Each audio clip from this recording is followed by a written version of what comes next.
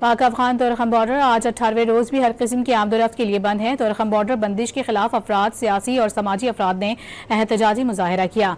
मुजाहिरीन का कहना था कि पाक अफगान शाहराह पर बेयारो मददगार पड़े मुसाफिर और ड्राइवर्स बॉर्डर खुलने के मुंतजिर हैं। बॉर्डर की बंदिश से दोनों ममालिक के ताजिरों को यौमिया अरबों रुपए नुकसान हो रहा है। लोगों ने कहा कि हम जंग नहीं, अमन चाहते हैं और बॉर्डर बंदिश नहीं, तिजारत चाहते हैं। तोरखम बॉर्डर पर 2000 से जायद मकामी मजदूर बेरोजगार और फाका कशी पर मजबूर हैं।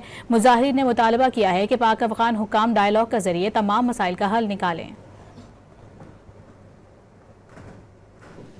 पाक अफगान तोरखम बॉर्डर आज 18वें रोज भी हर किस्म की आमदोरफ्त के लिए बंद है। तोरखम बॉर्डर बंदिश के खिलाफ अफराद, सियासी और समाजी अफराद ने एहतजाजी मुजाहरा किया। मुजाहिरीन का कहना था कि पाक अफगान शाहराह पर बेयारो मददगार पड़े मुसाफिर और ड्राइवर्स बॉर्डर खुलने के मुंतजिर हैं।